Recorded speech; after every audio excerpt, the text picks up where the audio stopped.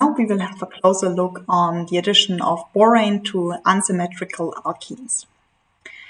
And if we now compare the addition of borane with the addition of hydrogen halides, we see that borane is the opposite compared to the addition of hydrogen halides. In hydrogen halides, the halide is partially negative charged and hence the hydrogen acts as proton. Conversely, now in borane, the boron atom is partially positive charged and the hydrogen acts as hydride. It means the empty p orbital of the boron can accept a pair of electrons.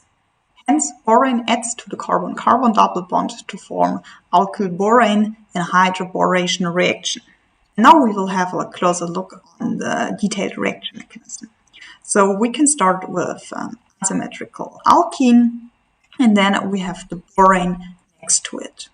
And as we already know, in the first step, the carbon-carbon double bond will attack now the positively charged boron atom, and at the same time, the hydride atom will attack at the carbon atom, which is higher substituted.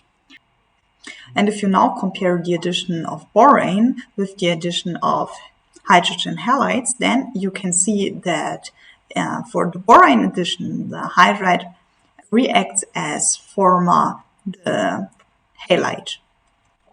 So then we have here the attacks, and then we go into a four-membered transition state. And here it is important to see that the pi bond and the hydrogen boron bond will break at the same time as the new bonds are formed. And which are now the new bonds? The new bonds are the carbon boron and the carbon hydrogen bonds. In the final step, we then generated this alkyl borane.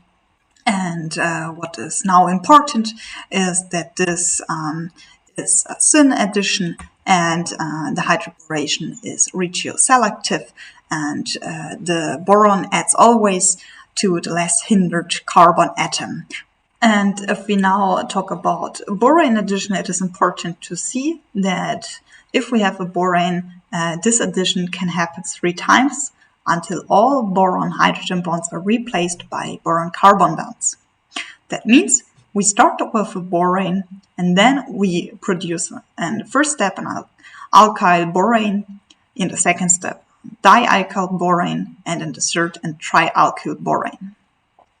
So this is important because then the trialkyl borane can, for example, look like this. And no matter how large the substituents are, it is always the same principle. So we will end up with a boron atom in the middle, and then we have 3 substituents.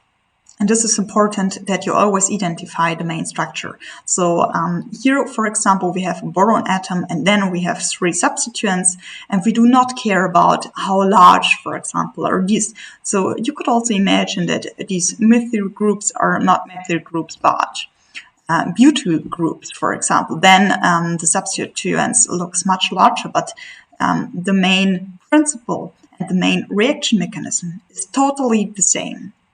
So yeah, this is, for example, this trialkyl borane.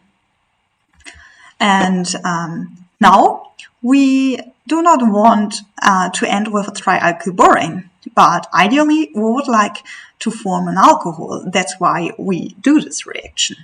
And hence we need a subsequent step, which is then the reaction of the trialkyl borane with hydrogen peroxide and aqueous sodium hydroxide. So to sum it briefly up, in order to produce an alcohol from the addition of borane to an alkene, we start in the first step with the hydroboration of the alkene. Then we continue with further hydroborations to end up with a trialkyl borane, and then in the following step, we do an oxidation to produce the trialkyl borate. And in this oxidation, here we have the reaction of the hydrogen peroxide and aqueous sodium hydroxide. And now we will have a closer look on the mechanism. So here we have hydrogen hydroperoxide, and then we have this sodium hydroxide. That means we start with a deprotonation of the hydroxide peroxide with this hydroxide ion. That means we form water and the hydroperoxide ion. Then in the next step, the hydroperoxide ion acts as nucleophile and donates an electron pair to the boron atom, and then the boron atom in the trialkyl borane will act as electrophile. And here it is important to see that the boron in this trialkyl borane is planar, but as soon as the boron oxygen bond is formed, this bond here, we can see that the boron is no longer planar but now tetrahedral. This is important. So then in the next step, one alkyl group moves from the boron to the oxygen and the hydroxide ion acts as leaving group. This is indicated by these arrows. So that means this step is first by the formation of a new and strong carbon-oxygen bond, while the weaker oxygen-oxygen bond is broken. And then the hydroxide ion will leave the molecule. Also, normally the hydroxide ion is only a very weak leaving group. And now we have this molecule, and you can see that the boron atom is again planar. What follows now is that we have still two remaining alkyl groups which will be replaced exactly in the same way as we just saw. And then we have this nucleophilic attack of the peroxide ion, followed by the alkyl group movement, and we will then in this way replace the remaining carbon-boron bonds until we have only boron-oxygen bonds formed, and then we end up with this molecule, which is a trialkyl borate. So, and then we have a trialkyl borate, but that means that we are still not yet finished. And the final step is the reaction of the trialkyl borate with hydroxide ions and water.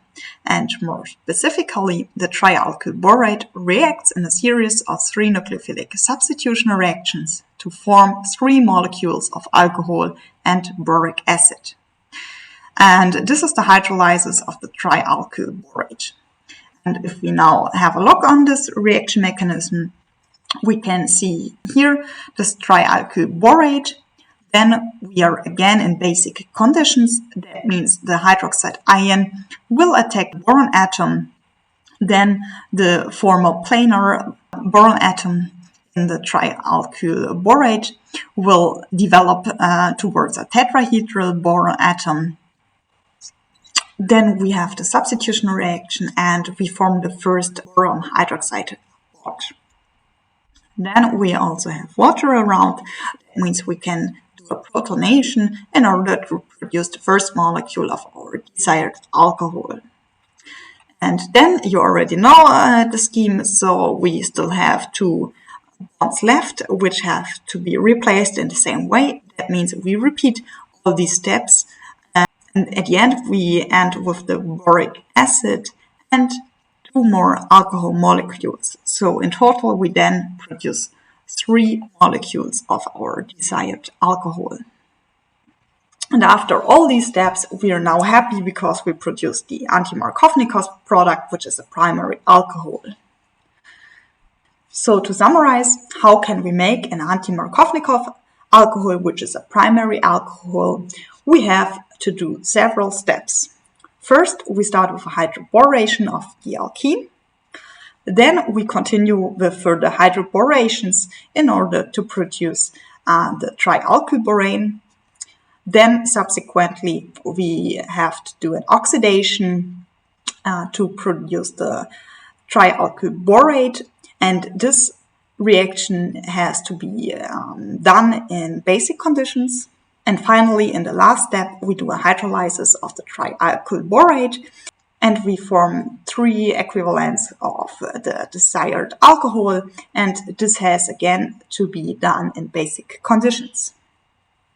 And if you want to see a general reaction scheme, we can draw it like this. So we start with an alkene, then we do this syn addition, and we continue in order to replace all 3 bonds to form this alkyl borane, and then we do the third step under basic conditions already, and we end up with this trialkyl borate. And finally, again in basic conditions, we end up with our desired alcohol. And this alcohol is an anti-Markovnikov product and a primary alcohol. So what do we now know? We know that we can decide either to make a Markovnikov alcohol, which is a higher substituted alcohol and formed in acidic conditions, or we can also decide to produce an anti-Markovnikov alcohol, which is a primary alcohol, but then we need to go over hydroboration steps and we need to use basic conditions. And for next lecture, you can exercise the worked example 21.2 and 21.3. And furthermore, you can do the end of chapter questions, exercise 1, C and D, as well as exercise 2, A, B, and C. Furthermore, in preparation for the next lecture, please read already chapter 21.3, which can be found on page 986 until 998.